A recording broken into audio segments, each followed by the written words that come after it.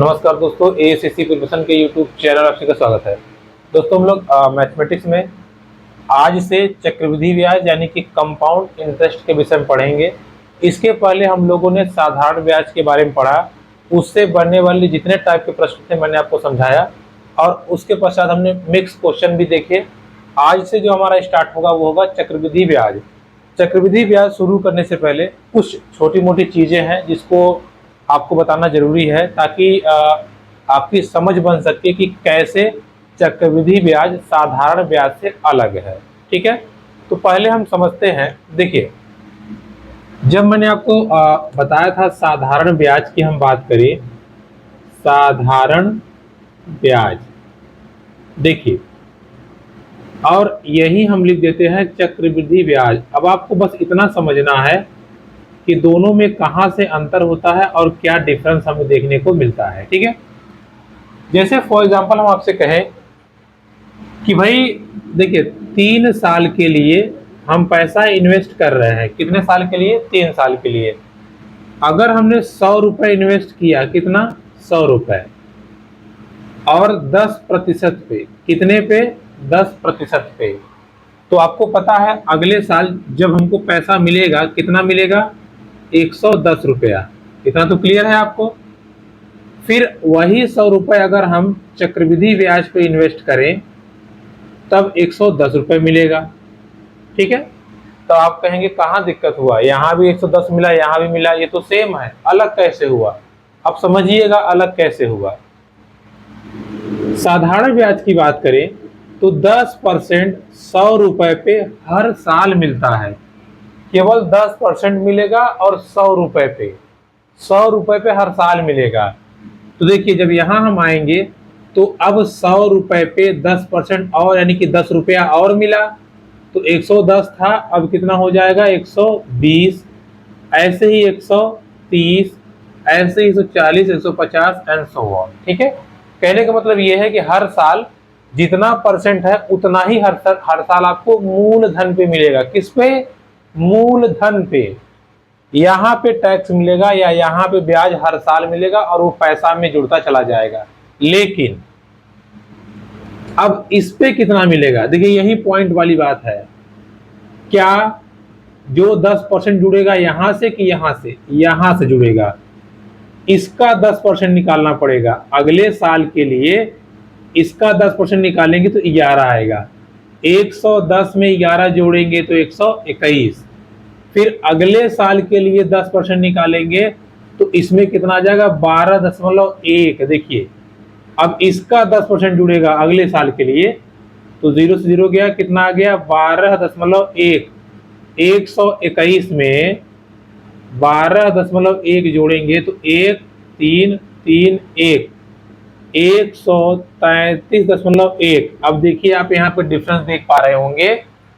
कहने का मतलब ये है चक्रवृद्धि ब्याज जो लगता है वो अमाउंट पे लगता है। अमाउंट मतलब मिश्र धन पे। चक्रवृद्धि ब्याज किस पे लगता है? मिश्र धन पे। वही साधारण ब्याज की बात करें तो किस पे लगता है? मूलधन पे। चक्रवृद्धि ब्याज क्या होता है? ब्याजों पर ब्याज।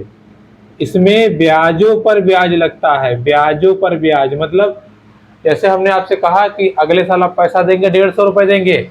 उसने कहा, आपने कहा, उसने कहा ठीक है भैया। अगर अगले साल उसने पैसा नहीं दिया तो कहेगा भैया हम अगले साल दे दें 100 रुपए, अपना 100 रुपए के हिसाब से ब्याज जोड़ लीजिए। आप कहेंगे नहीं, हमने चक्रवृद्धि ब्याज पे दिया है, अगले साल जो ब्याज जुड़ेगा वो 100 रुपए पे नहीं जुड़ेगा, वो 150 रुपए भी जुड़ेगा। ठीक है, तो चक्रवृद्धि ब्याज का मतलब ये है टोटल पैसा बढ़ के जितना हुआ रहेगा उस पे ब्याज लगता है। साधारण ब्याज मतलब ये है जितना पैसा आपने इन्वेस्ट किया था हर साल ब्याज उतना ही लगेगा। इसीलिए साधारण ब्याज में ब्याज हमेशा बराबर मिलता है। ठीक है, हर साल आपको बराबर मिलेगा। लेकिन चक्रवृद्धि ब्याज में ब्याज हमेशा बढ़ता रहता है। ठीक है, क्या होता रहता है? बढ़ता रहता है। यही दो डिफरेंस है। क्लियर हुई बात आपको? पहली बात ये कि चक्रवृद्धि ब्याज में ब्याजों पर ब्याज मिलता है।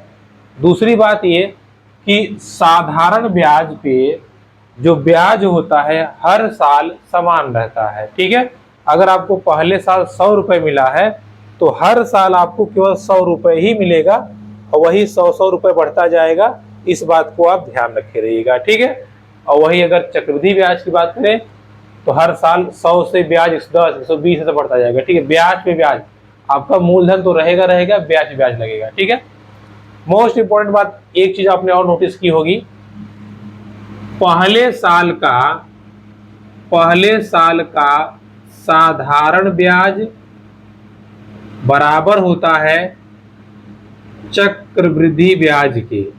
ये ध्यान रखिएगा, ये सवाल पूछता है। ठीक है, पहले साल का फर्स्ट ईयर का साधारण ब्याज और चक्रवृद्धि ब्याज दोनों के दोनों बराबर होते हैं। क्लियर हो गई बात? चलिए अब समझते हैं। देखिए फॉर्मूले दो छोटे छोटे याद कर लीजिए थोड़ा सा, क्योंकि यहाँ फॉर्मूले बगैर काम नहीं चलेगा। हमने आपको जब साधारण ब्याज बताया था तो मैंने आपको फॉर्मूला बताया था, मूलधन गुणे दर गुणे समय बटे 100। ठीक है, या SI बराबर PR/T/100, ये मैंने आपको बताया था। या मैंने बताया था इसका जब मिश्र धन निकालना होगा, आपको इसका जब मिश्र धन निकालना होगा तो फॉर्मूला क्या था हमारा, साधारण ब्याज प्लस मूलधन। ठीक है, यही फॉर्मूला था। A बराबर SI प्लस P या P प्लस SI होता है, वो कोई बड़ी बात नहीं है। लेकिन चक्रवृद्धि ब्याज की बात करें, देखिए चूंकि ये हर साल बढ़ता है इसलिए इसका फॉर्मूला थोड़ा सा डिफरेंट है, ज्यादा नहीं थोड़ा सा। चक्रवृद्धि ब्याज बराबर फॉर्मूला होता है मूलधन, ठीक है, देखिए हाँ सॉरी, चक्रवृद्धि ब्याज बराबर फॉर्मूला होता है मिश्र धन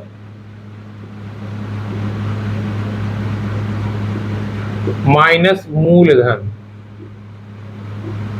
ठीक है, अब मामला ये अटक गया कि मिश्र धन ही हमारे पास नहीं है। मिश्र धन कैसे निकालें? देखिए चक्रवृद्धि ब्याज को हम डिनोट करते हैं CI से, मिश्र धन को A से और मूलधन को P से। अब अगर हम मिश्र धन की बात करें, किसके केस में? चक्रवृद्धि ब्याज के केस में मिश्र धन बराबर होता है मूलधन ब्रैकेट में 1 प्लस R/R नहीं, दर होता है, दर बटे 100 पावर समय, ये होता है मिश्र धन। अब आप कहेंगे कि हम तो निकाल रहे हैं चक्रवृद्धि ब्याज, तो आप मिश्र धन की क्यों बात कर रहे हैं? देखिए चक्रवृद्धि ब्याज डायरेक्ट नहीं निकलता, जैसे हम यहाँ साधारण ब्याज निकाल के तब मिश्र धन निकालते हैं, यहाँ ऐसा नहीं होता। यहाँ पहले मिश्र धन निकालेंगे तब चक्रवृद्धि ब्याज निकालेंगे। ठीक है, मिश्र धन का इंग्लिश में अमाउंट A, मूलधन का P, 1 प्लस दर का R बटे 100 और टाइम का T, चाहे कैपिटल T लिखिए चाहे स्मॉल t लिखिए। तो ये इंपॉर्टेंट फॉर्मूला हो गया मिश्र धन का, ये हो गया चक्रवृद्धि ब्याज का। अब आप चाहते हैं कि हम डायरेक्ट चक्रवृद्धि ब्याज निकालें, मान लीजिए हमारे पास मिश्र धन दिया हुआ है, हमारे पास मूलधन दिया हुआ है, अगर हम डायरेक्ट निकालना चाहते हैं तो इस फॉर्मूले में रख के आप निकाल सकते हैं।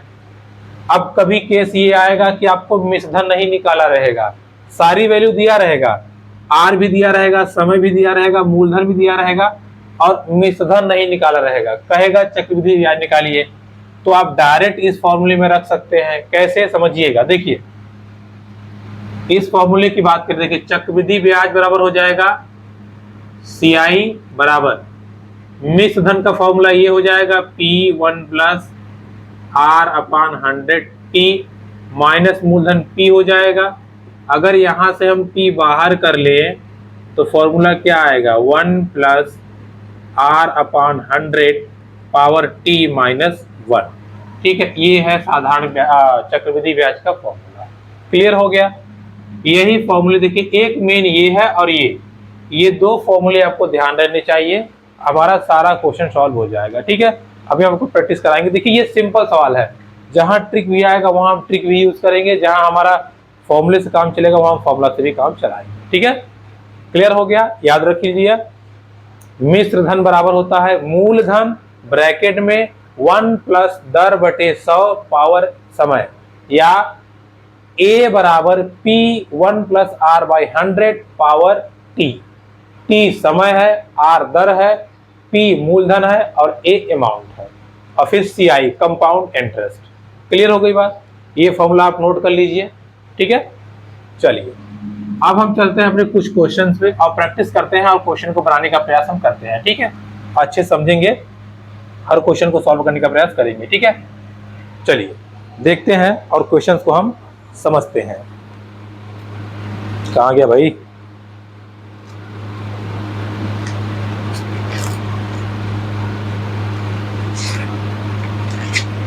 चलिए देखिए, आराम से फॉर्मूला आपको हमने लिख दिया है। फॉर्मूला इंग्लिश वाला हम लोग यूज करेंगे ज्यादातर, क्योंकि छोटा पड़ता है। देखिए इंग्लिश वाला मतलब ए बराबर हम यूज करेंगे P1 plus R upon 100 power T, या दूसरा है CI बराबर P ब्रैकेट में 1 plus R upon 100 power T minus 1। यही दो फॉर्मूला हम यूज करेंगे। ठीक है, चलिए पहला सवाल कह रहा है कि रुपए 3000 का 20% वार्षिक चक्रवृद्धि ब्याज की दर से 2 वर्ष का चक्रवृद्धि मिश्रधन निकालिए। मिश्रधन पूछ रहा है, मिश्रधन 3000 रुपए का। देखिए P आपको दे दिया 3000 रुपए का, फिर आपसे कह रहा है कि 20% वार्षिक ब्याज की दर से 2 वर्ष का। R बराबर आपको दे दिया 20% और T समय दिया है 2। आपसे कह रहा है मिश्रधन निकालिए। A बराबर, देखिए P होता है, P की वैल्यू कितना है 3000, 1 प्लस R की वैल्यू 20 बटे 100, समय कितना है 2 साल का। 3000 गुने, अगर आप इसको देखें तो 20 से कम 20, 20 पंजे 100, कितना आया 1/5। देखिए ये आया 1 प्लस 1/5, इसका आप जोड़ देंगे तो 6/5 आ जाएगा, और इसका स्क्वायर ये हो गया 3000 गुने 6 छक्के 36 और 5 पच्चे 25। ठीक है, अब हम इसको काटेंगे। देखिए 5 से काटेंगे तो 5 पच्चे 25 और 5 छक्के 30, 600 आ गया। फिर 5 से काटेंगे तो 5 कम 5, 5 120 आ गया। 120 गुना 36, 0 12 छंग 72 और 12 यानी 36 और 7 43। ठीक है, 4320। तो इस प्रश्न का सही उत्तर आ जाएगा 4320। सीधा अमाउंट निकालना था, हमने निकाल दिया, कोई दिक्कत? चलिए देखिए इस प्रश्न में होगा क्या, कभी आपको अमाउंट दे देगा, P दे देगा, R कहेगा T बताइए, और कभी आपको T दिया रहेगा, R दिया रहेगा, P कहेगा A बताइए, जैसा इस सवाल में था। और कभी आपको अमाउंट दिया रहेगा, R और T कहेगा P बताइए। कहने का मतलब यह है 1 2 3 4 4 राशियां हैं, उनमें से 3 राशियों को दिया रहेगा, चौथा पूछेगा। ठीक है, जैसे यहाँ देखिए 1 2 3 दिया था, चौथा पूछा था। चलिए आगे बढ़ते हैं और अगले प्रश्न में हम अभ्यास करते हैं, केवल कैलकुलेशन ही है। कह रहा है कि रुपए 10,000 10% वार्षिक दर से 3 वर्ष के लिए दिए गए, या मतलब कि उधार दिया गया, अवधि के अंत में चक्रवृद्धि ब्याज कितने रुपए प्राप्त होंगे। अब देखिए बात को समझिएगा, अब आपसे यहाँ कह रहा है कि चक्रवृद्धि ब्याज कितना मिलेगा, और कितना पैसा है 10,000, 10% 3 वर्ष के लिए। देखिए P बराबर कितना है 10,000, और रेट कितना है, रेट है 10%। समय कितना है, समय है 3 वर्ष, यही ने बोला है, यही है। ठीक है, अब देखिए आपसे क्या कह रहा है, कह रहा है कि चक्रवृद्धि ब्याज बताइए। तो अब देखिए आपका 2 ऑप्शन है। पहला, आप चाहे मिश्रधन निकालिए, मिश्रधन निकालने के बाद में हमने क्या फॉर्मूला बताया था, मिश्रधन बराबर क्या होता है CI प्लस P, यानी कि ब्याज और मूलधन। आप चाहे तो ये निकाल लें, फिर इसको मतलब माइनस, ठीक है, इसको माइनस करें तब आंसर आएगा, ठीक है। CI, ठीक है। आप चाहे तो अमाउंट निकाल करके मूलधन को माइनस कर दे, मतलब मिश्र धन निकालिए और ये जो P दिया है माइनस कर दिए, डायरेक्ट CI आ जाएगा। और अगर आप ये नहीं करना चाहते तो आपके पास ये फॉर्मूला है, CI बराबर डायरेक्ट निकल जाएगा। CI मतलब चक्रवृद्धि ब्याज बराबर, अब देखिए हम निकालेंगे डायरेक्ट। P बाहर है तो P इसको लिखिए 10,000, 1 प्लस R की वैल्यू कितनी है 10/100, पावर समय कितना है 3 माइनस 1, हल कर दीजिए, ये हो गया 10,000 गुना, देखिए इसको काट देंगे तो 1/10 यानी कि 11/10, और 11/10 का कितनी बार गुणा करना है 3 बार, सवाल में दिया है पावर 3 है ना, तो 3 बार गुणा माइनस 1, देखिए 1 0 2 0 3 0, 1 2 3 3 0 कट गए, ये बचा 10, 11 का 11 में 121 आ जाएगा, और 121 का 11 गुणा करेंगे तो 1331 आएगा, ठीक है। कितना आ गया? अच्छा एक सेकंड, अभी नहीं कर सकते आप, अभी यहाँ पे 1 मिनट, यहाँ देखिए थोड़ा सा मिस्टेक हो गया, देखिए ब्रैकेट लगा हुआ है तो आप भी नहीं कर पाएंगे, पहले आप ब्रैकेट को तोड़िए, ये हो गया 10,000, अब देखिएगा ये वही आएगा आपका 1331 डिवाइड बाई 1000 माइनस 1, ठीक है। अब अगर 1000 आप LCM ले लेंगे तो आपका आ जाएगा 1000, ये हो जाएगा 1331 माइनस 1000 डिवाइड बाई 1000। अब आप कर सकते हैं, ठीक है, इसको सॉल्व कर लीजिए, देखिए हो जाएगा 1000 माइनस कर दीजिए 331 डिवाइड बाई दिस, 1 2 3 1 2 3, आपका आंसर आ जाएगा 3310 या 3310। तो ब्याज कितना आया 3310, ठीक है। बात समझ में आ गई आपको, कोई दिक्कत? केवल कैलकुलेशन का मामला है बस, ठीक है। चलिए आगे बढ़ते हैं। देखिए पहले सवाल में आपको अमाउंट निकालना सिखा दिया गया, दूसरे सवाल में आपको CI। अब कभी कभार आपसे R और P भी पूछेगा तो भी हम देख लेते हैं। चलिए एक सवाल समझते हैं। हाँ, कह रहा है कि किसी धन का 10% वार्षिक ब्याज की दर से चक्रवृद्धि मिश्र धन 6,655, देखिए क्या क्या दे दिया आपको। R बराबर कह रहा है 10% मिश्र धन, मतलब A दिया है 6,655 है, 50 है, 6,655 है, ठीक है 55। अब आपसे कह रहा है कि वह धन ज्ञात कीजिए यदि धन 3 वर्ष तक, समय कितना दिया है 3, धन पूछा है आपसे, देखिए P पूछ लिया, ये आपके पास R है, T है, A है, P पूछा है, चलिए फॉर्मूला लिख देते हैं। A बराबर कितना दिया हुआ है 6,655 सॉरी, बराबर P आपके पास नहीं है, 1 प्लस R कितना है 10/100 पावर 3, ठीक है, ये हो गया 655 P 1, देखिए ये 0 से 0 गया, 11/10 हो जाएगा, 11/10 का पावर 3 हो जाएगा, ठीक है।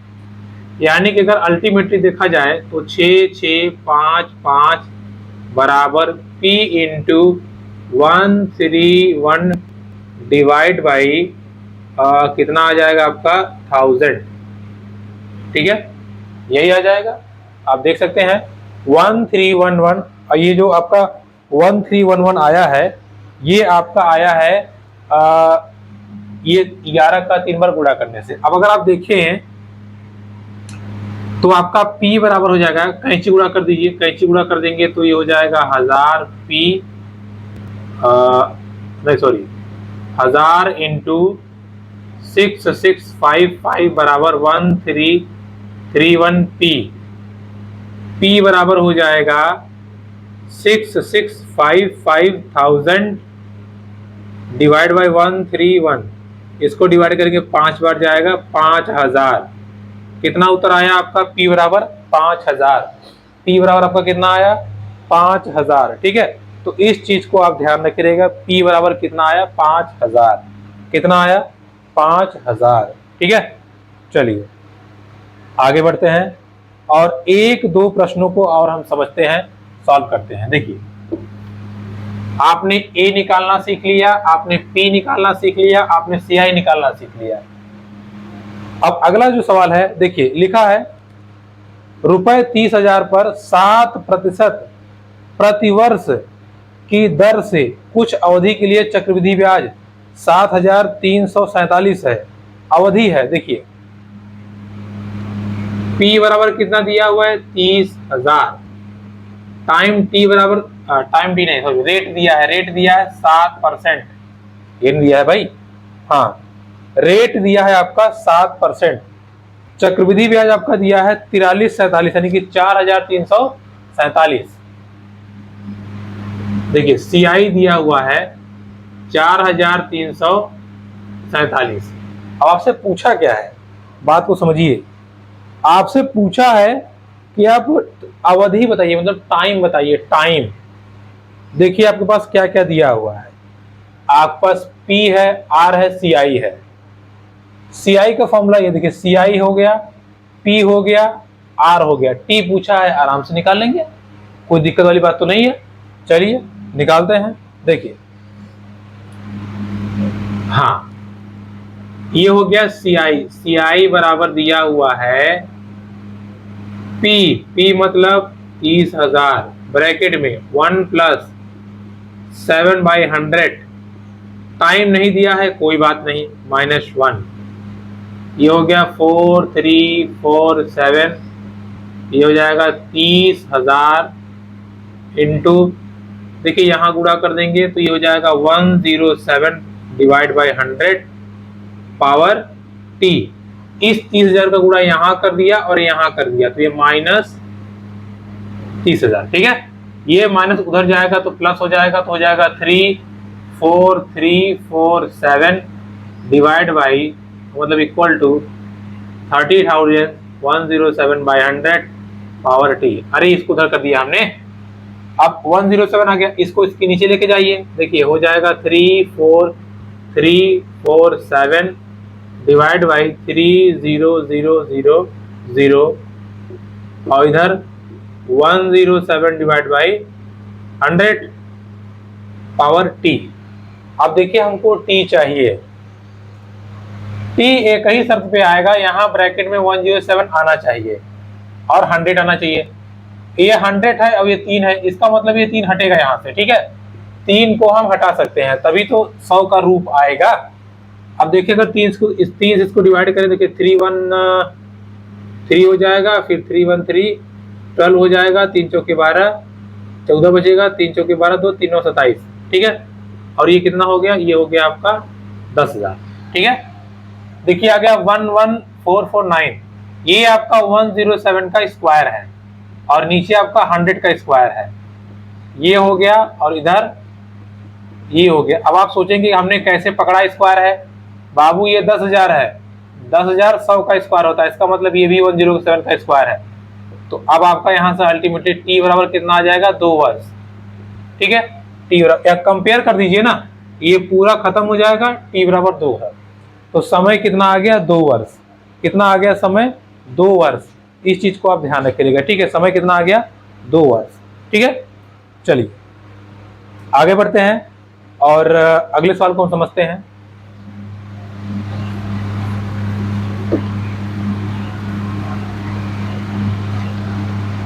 देखिए सवाल जैसे भी आए, बस आपको इतना फोकस करना है कि हम कैसे वहां तक पहुंच सकते हैं। ठीक है, और कैसे उस सवाल को हम सॉल्व कर सकते हैं। जैसे P पूछा, SI पूछा, R पूछा, टाइम पूछा, तो हर सवाल को हम अच्छे से समझ सके, इसको ध्यान रखें। चलिए अगला सवाल पढ़ते हैं। और हमने अब तक लगभग सब, हमने P निकाला, CI निकाला, A निकाला, अभी हमने T निकाला, अब बचा केवल R है। चलिए एक सवाल हम R पे आपको समझा देते हैं कि R कैसे निकलेगा। कैलकुलेशन पूरी वही है, बस जो वैल्यू नहीं दिया रहेगा वो हम निकालना सीख लेंगे। ठीक है, सवाल दिया है, यदि ब्याज की गणना प्रतिवर्ष के आधार पर की जाए तो 8,000 की राशि 2 वर्षों में 8,820 हो जाएगी। तदनुसार चक्रवृद्धि ब्याज की दर कितनी है। देखिए 8,000 की राशि 2 वर्षों में कितना हो गई है भैया, 8,820।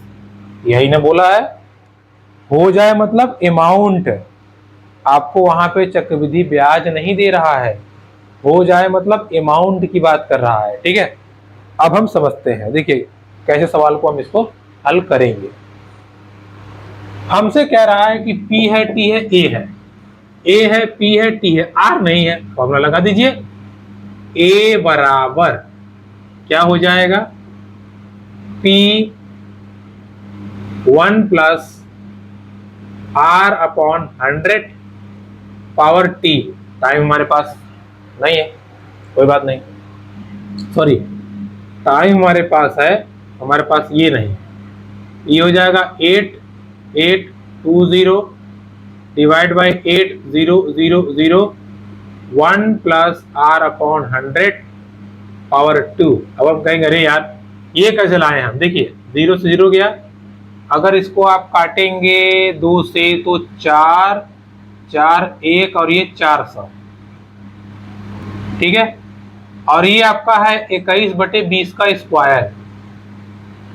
तो देखिए ये है 1 प्लस R का स्क्वायर, ये 21/20 का स्क्वायर, दोनों का अगर आप वर्गमूल लेंगे तो हो जाएगा 21/20 और ये 1 प्लस R अपॉन 100।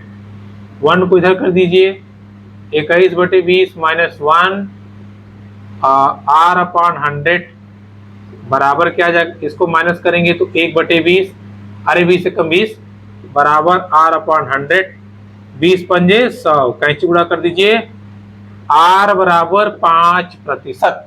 कितना, 5%। किधर हो गई बात। देखिए ये अभी है बेसिक, जिसको हमने पढ़ा चक्रवृद्धि ब्याज में बेसिक क्वेश्चन। अभी देखिए ये हल्के मत लीजिएगा, बहुत भयंकर भयंकर क्वेश्चन है इसमें, अभी हम इसको डिस्कस करेंगे। पहले तो बस आपको इतना समझा रहे थे कैसे हम P निकालेंगे, कैसे हम R निकालेंगे, कैसे हम T निकालेंगे। अब चलिए हम चलते हैं अपने अगले टाइप पे। देखिए जो क्वेश्चन आएंगे हम आपको सब कराएंगे, परेशान ना होइएगा, अच्छे से कराएंगे। अब क्वेश्चन आ गया है ट्रिक वाला, जब गुना पर आधारित, वो अगला था उसको हम डिस्कस करेंगे बाद में, पहले हम इसको कर लेंगे। देखिए गुना पे आधारित सवाल, इसको समझने से पहले थोड़ा सा आप ट्रिक समझ लीजिए। देखिए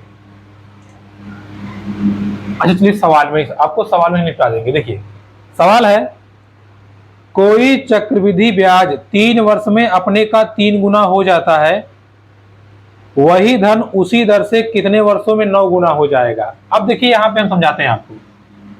अगर मान लीजिए कहा होता साधारण ब्याज, ये मैंने आपको समझाया था, ठीक है, इसलिए हम आपको दोहराते हैं। अगर आपसे कहा होता कि साधारण ब्याज बाबू कितने वर्षों में, 3 वर्ष में, देखिए 3 वर्ष में 3 गुना हो गया, मतलब 100 रुपए से बढ़ करके 300 हो गया। तो आप देखते कितना बढ़ा, 200, कितना बढ़ा, 200। अगले 3 साल में फिर 200 बढ़ेगा, कितना हो जाएगा, 500। अगले 3 साल में फिर 200 बढ़ेगा, कितना हो जाएगा, 700। अगले 3 साल में कितना बढ़ेगा, फिर 200 बढ़ेगा, कितना हो जाएगा, 900। 100 से 900 हो गया 9 गुना। कितना टाइम लिया, 3 3 6 3 9 3 12, 12 साल में 9 गुना होगा, है ना। क्योंकि साधारण ब्याज हर साल 200 ही बढ़ता है, हर साल 200 ही बढ़ता है, लेकिन चक्रवृद्धि ब्याज में ऐसा नहीं होता। देखिए कैसा होता है, चक्रवृद्धि ब्याज में पटाख से बढ़ेगा, देखिए समझिएगा कैसे। चक्रवृद्धि ब्याज में बोला है कि 3 साल में अपने का कितना हो गया, 3 गुना। अगले 3 साल में, अब आप बताइए बाबू, क्या 200 बढ़ेगा या अपने का 3 गुना होगा। तो अगले साल में अपने का ही 3 गुना होगा, सीधा 900। देखिए हो गया 9 गुना, कितने साल में, 6 साल में, 6 साल में 9 गुना हो गया। क्या डिफरेंस आया समझ में आपको, समझ में आया। साधारण ब्याज में जब ये 3 गुना हुआ तो हम देखते हैं कितना बढ़ा, 200। अब यही 200 हर साल बढ़ेगा, लेकिन चक्रवृद्धि ब्याज में जितना गुना पहली बार हुआ है उतना ही गुना दूसरी बार होगा, उतना ही गुना तीसरी बार होगा, उतना ही गुना चौथी, मतलब गुने का गुना, गुने का गुना। जैसे हम कह रहे हैं हर साल 2 गुना हो रहा है, तो 100 से अगले साल होगा 200 चक्रवृद्धि ब्याज, फिर अगले साल 300 नहीं होगा, 200 का 400, 800, 1600, 3200। ठीक है, तो गुना का गुना होता है चक्रवृद्धि ब्याज में। और साधारण ब्याज की बात करें तो इसमें वैल्यू बस केवल बढ़ती है। समझ में आया? नहीं आया? एक बार फिर आप समझिए। देखिए,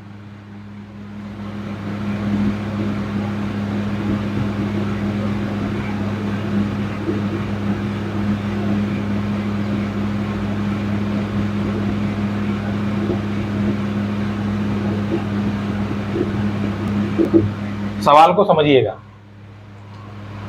देखिए, सवाल लिख रहा है आपसे कि भाई कोई धन चक्रवृद्धि ब्याज पर 3 वर्ष में अपने का 3 गुना हो जाता है, वही धन उसी दर से कितने वर्षों में 9 गुना हो जाएगा। अगर यही सवाल दिया होता साधारण ब्याज पे तो हम क्या करते? देखिए, 3 साल में साधारण ब्याज कितना हुआ? 300 रुपए।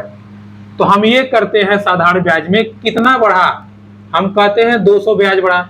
चूंकि साधारण ब्याज में ब्याज हर साल बराबर होता है तो अगले 3 साल में 200 और बढ़ जाएगा, अगले 3 साल में 200 और बढ़ जाएगा, अगले 3 साल में 200 और बढ़ जाएगा। कितना हो गया? 900। 100 से 9 गुना हो गया। टाइम कितना लिया? 12 साल का। लेकिन चक्रवृद्धि ब्याज में ऐसा नहीं होता। चक्रवृद्धि ब्याज में 100 से 3 साल में कितना हुआ? 300। चूंकि इस पे ब्याज लगता है तो अगले 3 साल में ये 300 का 3 गुना हो जाएगा, 900। लीजिए, 9 गुना हो गया कितने साल में? 6 साल में। तो यहाँ 6 साल में 9 गुना हो गया, यहाँ 12 साल में। तो इस चीज को ध्यान रखिएगा। ट्रिक समझ में आ गई आपको?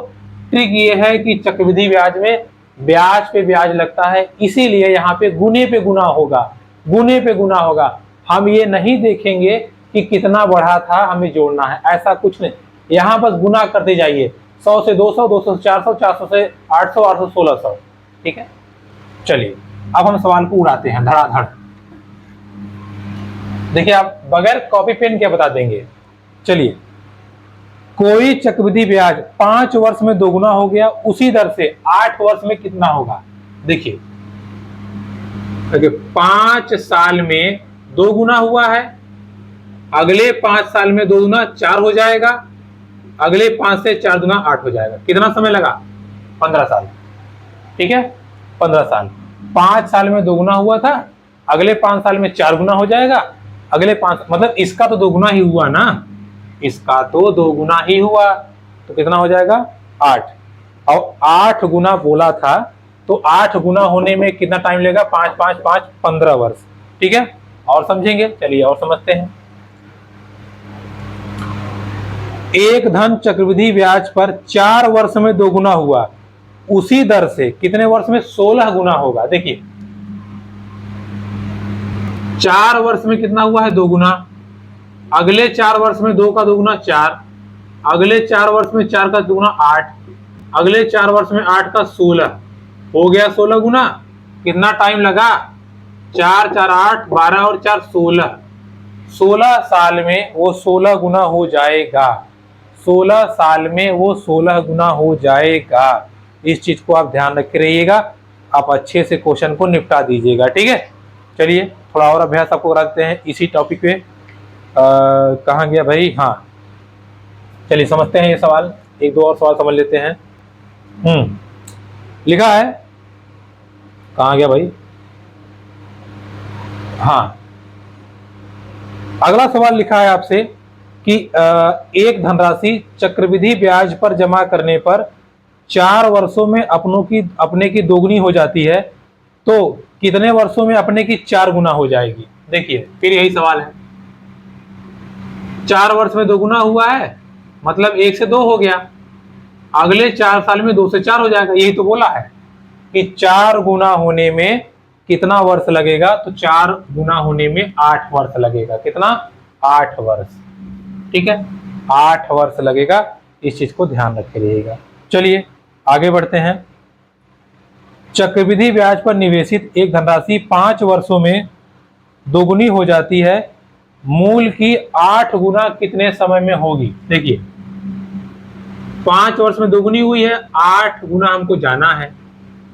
अगले 5 में 4, अगले 5 में 4 का 8, 15 साल में 8 गुना हो जाएगी। अरे भाई 5 5 5, 15 साल में 8। ठीक है, मजा आ रहा है लगाने में, नहीं आ रहा है?